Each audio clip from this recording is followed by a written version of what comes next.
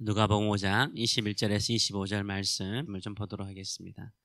오늘 이 말씀을 가지고 부분이 아니라 전체를 보게 하신다, 부분이 아니라 전체를 보게 하신다라는 제목으로 같이 은혜를 나누기로 원합니다. 우리가 이 비유는 자주 듣는 비유죠.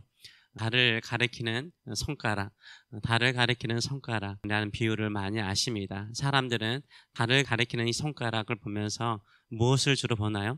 손가락이 가리키는 달을 보기보다는 손가락에 집중하는 사람들이 훨씬 더 많죠. 손가락의 모양이 어떠냐, 이렇게 손가락에 집중합니다. 손가락이 가리키는 달에 대해서 사람들의 마음이 가지 않는 것을 보게 됩니다. 예수님께서 병든 자를 고치면 사람들은 병든 사람이 고친 거에 대해서만 관심을 갖지, 그 병을 고치시는 예수님이 누구신가에 대해서는 생각을 하지 않을 때가 많죠.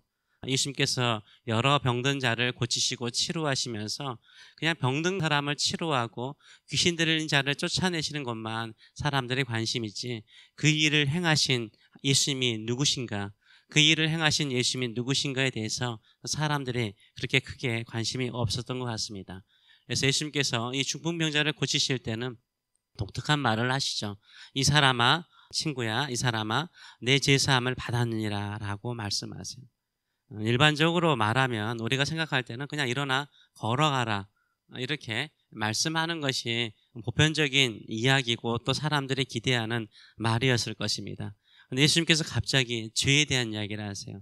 사람아, 내 제사함을 받았느니라 라고 말씀을 하죠. 여기에 대해서 의의를 제기하는 사람들이 있었습니다.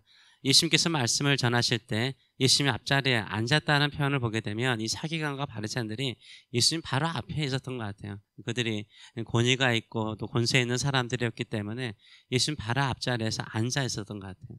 앉아있는 서기관과 바리새인들이 생각하는 것이 있었는데 예수님께서 그들의 생각을 아셨습니다. 21절의 말씀을 보게 되면 서기관과 바리새인들이 생각하여 이르되 이 신성 모독하는 자가 누구냐, 오직 하나님 외에는 누가 능히 죄를 사하겠느냐라고 속으로 반문을 하고 있었던 것이죠. 이 바리새인들과 서기관들이 이런 생각을 할 것이라는 것을 예수님께서 아셨을까요? 모르셨을까요? 아셨어요. 내 제사함을 받았느니라 이 말을 하는 그 순간 이 바리새인들과 이 서기관들의 마음속에는 죄를 사하는 권세는 하나님밖에 없는데 네가 누군데 감히 이런 말을 하느냐, 이런 의의를 제기할 것을 예수님께서 아셨어요. 22절부터 보게 되면 이렇게 말씀하시죠. 예수께서 그 생각을 아시고 대답하여 이르시되 너희 마음에 무슨 생각을 하느냐, 내 제사함을 받았느니라 하는 말과 일어나 걸어가라 하는 말이 어느 것이 쉽겠느냐, 그러나 인자가 땅에서 죄를 사하는 권세가 있는 줄을 너희로 알게 하리라 하시고 중풍병자에게 말씀하시되 내가 네게 이르노니 일어나 내 침상을 가지고 집으로 가라 하셨습니다. 예수님께서 의도적으로 내 제사함을 받았느니라 라고 말씀하셨다라고 말해요.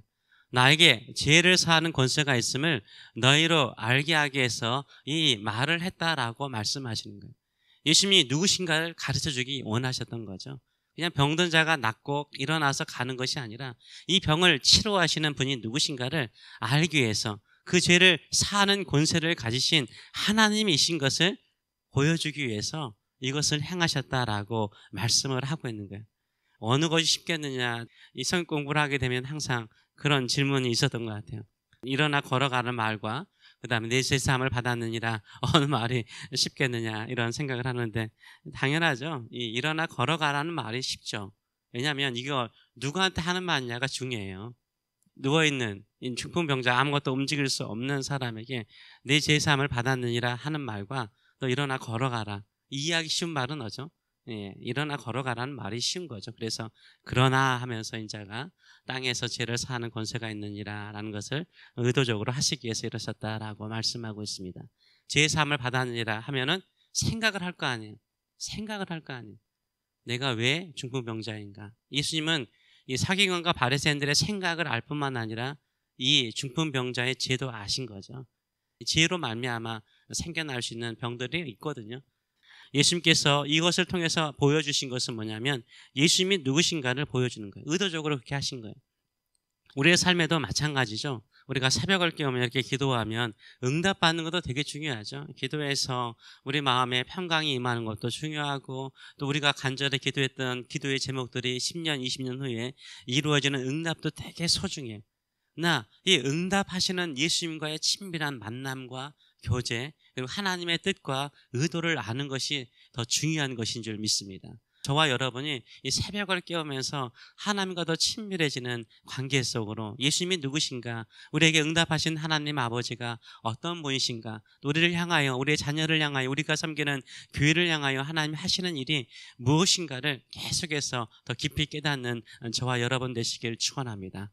우리가 운전을 하다 보면 내비게이션, 우리 멀리 가기 전에 우리는 내비게이션을 거의 대부분이 다 사용하는 것으로 제가 알고 있습니다. 저도 갈 때는 사용하죠. 특별히 새로운 길을 갈 때는 내비게이션은 거의 다 목적지를 찍고 보는 경향이 강하죠. 저도 새로운 길을 갈 때는 마찬가지로 찍고 갑니다. 근데 어떻게 가시는지 모르겠어요. 대부분이 그냥 목적지 찍고 이제 그 밑에 나오잖아요. 구글 맵 같은 경우는 디렉션이 나오고 스타트가 나옵니다. 여러분 어디를 먼저 찍으세요? 많은 분들은 그냥 스타트 눌러서 내비게이션이 가라는 대로 그냥 쭉 진행하는 사람이 있습니다. 저 같은 경우는 디렉션을 먼저 딱 찍습니다. 경로를 먼저 찍습니다. 그러면 경로가 주로 가는 경로가 나오고, 그 다음에 2순위, 3순위 경로가 나오지 않습니까? 저는 경로를 주로 봐요. 제일 먼저 경로를 보고, 그 경로를 보고 난 다음에 스타트를 눌러서 출발을 합니다. 경로를 보게 되면 어떻게 진행되는지 전체가 다 보이잖아요.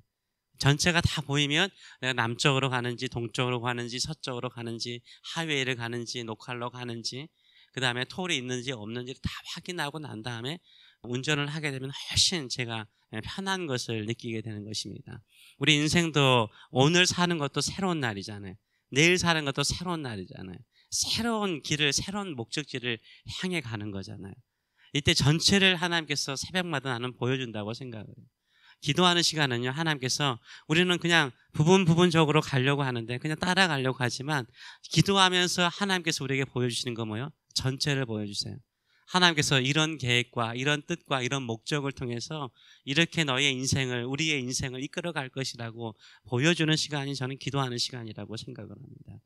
이 새벽마다 깨워서 기도할 때마다 하나님, 제가 오늘 어떻게 사는가도 중요하지만 이 사는 삶을 통해서 하시고자 하는 하나님의 계획과 뜻을 깨닫게 하여 주시옵소서. 사람을 만나더라도 그 사람을 만나는 의도와 목적을 깨닫는 사람 되게 하여 주시옵소서. 작은 것에 매여 사는 사람이 아니라 전체를 보고 하나님의 크신 계획을 보고 사는 사람 되게 하여 주시옵소서. 이런 믿음을 가지고 기도하시고 주께 더 가까이 나가시는 저와 여러분 되시길 축원합니다. 우리가 금요일날 아브라함 봤잖아요.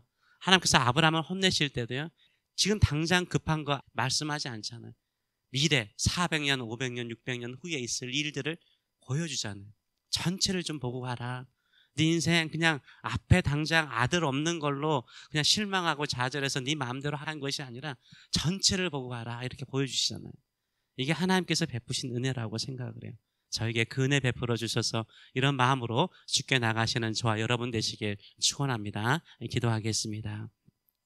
예수님께서 이 땅에 오신 것은 단순하게 병든 자를 잠시 고치고 귀신 들린 자에게 자유를 주는 정도가 아니라 우리의 죄를 담당하시고 십자가에 죽으셔서 우리의 영원한 구원자가 되어주시고 주의 이름을 부르는 자들에게 구원의 역사, 천국에 가는 영생의 역사를 이루시기 위한 것인 줄 믿습니다. 이것을 잠시 보여주기 위해서 죄사함을 받았느니라 말씀하신 이 주님의 의도를 우리가 이 새벽마다 더 깊이 깨닫는 심령 되게 하여 주시옵소서. 부분으로 감사하는 자가 아니라 전체를 보면서 하나님의 계획과 하나님의 뜻과 하나님의 마음과 의도를 알기에 더 기쁨으로 그 뜻을 행하고 그 말씀 따라가는 저희들의 삶들 될 수 있도록 축복하여 주시옵소서. 감사드리며 예수님의 이름으로 기도하옵나이다. 아멘.